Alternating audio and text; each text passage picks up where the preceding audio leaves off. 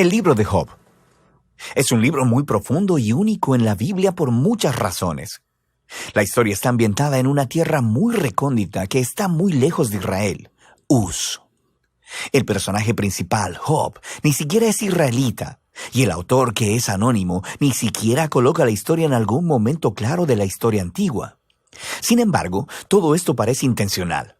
Es como si el autor no quisiera que nos distrajéramos con preguntas históricas, sino más bien que nos concentremos en la historia de Job y en las preguntas que nacen de su experiencia de sufrimiento. El libro de Job tiene un diseño literario muy claro. Abre y cierra con un breve prólogo narrativo y luego un epílogo. Y la parte central del libro es densa poesía hebrea, que representa conversaciones entre Job y 4 compañeros de diálogo, llamados los amigos. Estas conversaciones concluyen con una serie de discursos poéticos dados por Dios a Job. Profundicemos y veamos cómo funciona todo junto. El prólogo nos presenta a Job. Se nos dice que él es un hombre recto e intachable, que honra a Dios. Es un tipo súper bueno. Y luego, de repente, se nos transporta al reino celestial, y Dios está en una audiencia con su equipo. Es una imagen muy común en el Antiguo Testamento que describe cómo Dios gobierna al mundo. Y entre los seres celestiales está una figura llamada Satanás, que en hebreo significa el acusador o el fiscal. Y es como si estuviéramos viendo la escena de un juicio. Dios presenta a Job como un hombre verdaderamente justo. Y luego, el acusador reta la política de Dios de recompensar a las personas justas como Job.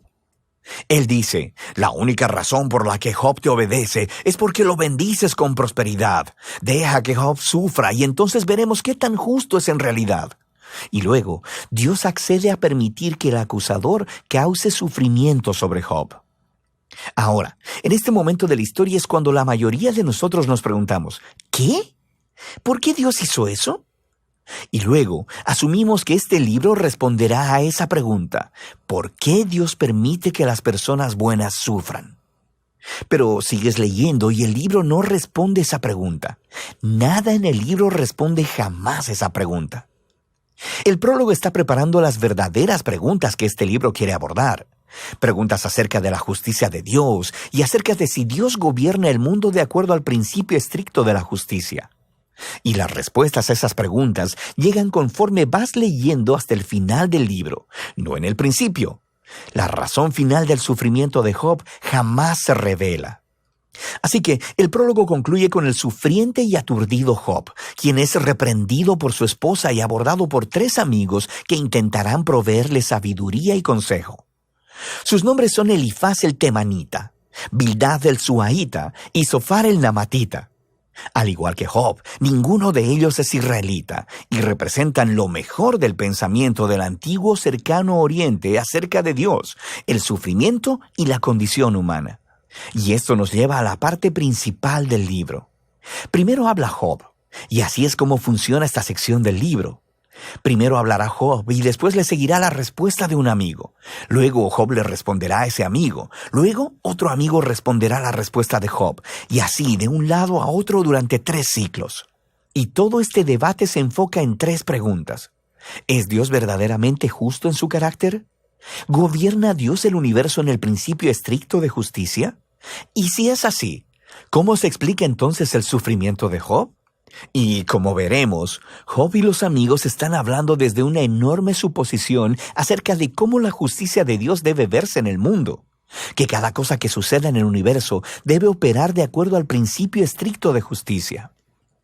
Así que si eres una persona buena y sabia y honras a Dios, te sucederán cosas buenas, Dios te recompensará. Pero si eres malvado y estúpido y haces cosas pecaminosas, te sucederán cosas malas, Dios te castigará. Ahora, el argumento constante de Job a lo largo de estos discursos es este. Primero, que él es inocente, así que la implicación de eso es que su sufrimiento no es un castigo divino.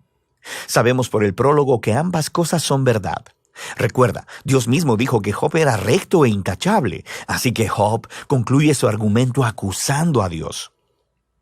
O Dios no gobierna el mundo de acuerdo a la justicia, o aún peor, simplemente Dios es injusto. Los amigos, por otro lado, están en desacuerdo. Su argumento es que Dios es justo. La implicación es que Dios siempre gobierna el mundo de acuerdo a la justicia de esta manera, así que concluyen acusando no a Dios, sino a Job. Job tuvo que haber hecho algo muy, pero muy malo para que Dios lo castigue de esta manera. Ellos incluso empiezan a inventar posibles pecados que Job debió cometer. Job protesta a todo esto. De hecho, se molesta tanto con los amigos que eventualmente se harta de ellos. Lleva su caso directamente a Dios. Ahora, algo que hay que tener en cuenta es que Job está en una montaña rusa emocional en estos poemas. Él pensaba que Dios era justo, pero ahora no puede reconciliar esto con su sufrimiento. Así que en algunos arranques, él acusará a Dios de ser un bravucón. En una ocasión incluso declara que Dios ha orquestado toda la injusticia en el mundo. Pero al momento en que pronuncia ese pensamiento, se aterroriza de éste, porque él quiere tener esperanza y creer que Dios es verdaderamente justo. En esta sección, Job está fuera de control. Así que hace una última declaración de su inocencia y luego demanda que Dios se aparezca personalmente para explicarse.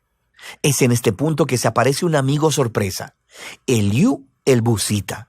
Él no es israelita, pero sí tiene nombre hebreo. Y Eliú tiene las mismas suposiciones que Job y sus amigos. Él alega que Dios es justo y que eso implica que Dios siempre opera el universo de acuerdo a la justicia. Pero luego Eliú llega a una más sofisticada conclusión de por qué las personas buenas sufren. Podría no ser un castigo por el pecado en el pasado. Dios podría estar infligiendo sufrimiento como una advertencia para ayudar a las personas a evitar el pecado en el futuro. O Dios podría usar el dolor y el sufrimiento para forjar carácter o para enseñarles lecciones valiosas a las personas. Eliú no pretende saber por qué Job está sufriendo, pero él está seguro de algo. Job está equivocado al acusar a Dios de ser injusto. Job ni siquiera le responde a Eliú, y el diálogo termina. Es como si la sabiduría de los antiguos se hubiera agotado y el misterio permaneciera. Y luego, de repente, Dios se aparece en un torbellino y le responde a Job personalmente. Primero responde a la acusación de Job de que es injusto e incompetente para gobernar el universo. Así que Dios lleva a Job en un tour virtual del universo y le empieza a hacer todas estas preguntas acerca del orden y el origen del cosmos. ¿Estaba Job ahí cuando Dios diseñó la tierra u organizó las constelaciones? ¿Job ha ordenado alguna vez la salida del sol o controlado el clima? Dios tiene sus ojos en todos estos detalles cósmicos que Job ni siquiera ha concebido. Luego, Dios empieza a entrar en detalles describiendo los hábitos de pastoreo de las cabras de montaña, y de cómo los ciervos dan a luz, o de los patrones de alimentación de los leones y los burros salvajes. ¿Cuál es el punto de todo esto? ¿Recuerdas la suposición de Job y sus amigos acerca de cómo se vería el mundo si Dios gobernara de acuerdo a la justicia? Debajo de esa suposición está una más profunda, que Job y sus amigos tienen una perspectiva lo suficientemente amplia para declarar cómo Dios debe gobernar el mundo. Y la respuesta de Dios con este tour virtual destruye todas esas suposiciones. Primero que nada, muestra que el universo es un lugar vasto y complejo, y Dios tiene sus ojos sobre todo, cada detalle. Job, por otro lado, solo puede fundamentarse en el pequeño horizonte de su experiencia de vida. Su visión del mundo es muy limitada, así que lo que parece injusticia divina desde el punto de vista de Dios necesita ser visto desde un contexto infinitamente mayor.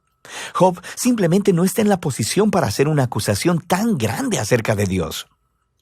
Después del tour virtual, Dios le pregunta a Job si le gustaría administrar cada detalle del mundo por un día, de acuerdo al principio estricto de justicia que Job y sus amigos asumieron, castigando cada mala obra de cada persona a cada momento con la retribución exacta. Y el hecho es que aplicar la justicia en un mundo como el nuestro es extremadamente complejo. Nunca es blanco y negro como Job y sus amigos parecen pensar, lo que lleva al punto final de Dios. Él empieza a describir dos criaturas fantásticas, Behemoth y el Leviatán, los cuales algunas personas piensan que son descripciones poéticas de un hipopótamo y un cocodrilo. Pero lo más probable es que se refieran a criaturas bien conocidas de la mitología del antiguo cercano oriente, las cuales se utilizan en otros lugares de la Biblia como símbolos del desorden y el peligro que existen en el buen mundo de Dios. Estas criaturas no son malvadas. Dios, de hecho, está bastante orgulloso de ellas, pero tampoco son muy seguras. El punto es que el mundo de Dios es asombroso y muy bueno, pero no es perfecto y no siempre seguro. El mundo de Dios tiene orden y belleza, pero también es salvaje y a veces peligroso, como estas dos criaturas fantásticas. Así que volvemos a la gran pregunta del sufrimiento de Job. ¿Por qué hay sufrimiento en el mundo de Dios? Ya sea que venga de los terremotos, los animales salvajes o de otros humanos, Dios no explica por qué. Lo que Él dice es que vivimos en un mundo extremadamente complejo y asombroso, que por lo menos en este punto no está diseñado para prevenir el sufrimiento. Y esa es la respuesta de Dios. Job retó la justicia de Dios. Dios responde que Job no tiene suficiente conocimiento acerca de nuestro universo para hacer esa declaración. Job demandó una explicación completa de Dios, y lo que Dios le pidió a Job es confiar en su sabiduría y su carácter. Y así, Job responde con humildad y arrepentimiento. Pide perdón por haber acusado a Dios y reconoce que sobrepasó sus límites. Y luego, de repente, el libro concluye con un breve epílogo. Primero, Dios dice que los amigos de Job estaban equivocados, que sus ideas acerca de la justicia de Dios eran demasiado simples y no correspondían con la complejidad del mundo o la sabiduría de Dios. Y luego, Dios dice que Job ha hablado correctamente acerca de él. Ahora, esto es sorprendente, porque no puede aplicar a todo lo que Job dijo. Quiero decir, sabemos que Job llegó a conclusiones precipitadas y equivocadas, pero Dios incluso así aprueba su lucha. La manera en que Job vino honestamente delante de Dios con toda su emoción y dolor y simplemente quiso hablar con Dios mismo. Y Dios dice que esa es la manera correcta de procesar todo esto, a través de la lucha de la oración. El libro concluye con la salud, la familia y la riqueza de Job siendo restauradas. No como recompensa por el buen comportamiento, sino simplemente como un regalo generoso de Dios. Y ese es el final del libro. Así que el libro de Job no descifra el enigma de por qué suceden cosas malas a la gente buena.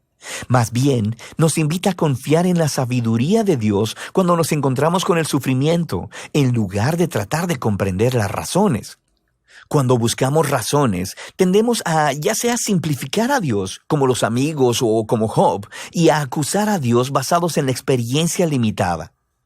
Y así es que el libro nos invita a llevar nuestro dolor y nuestro pesar con honestidad delante de Dios y a confiar en que a Él realmente le importa y sabe lo que está haciendo.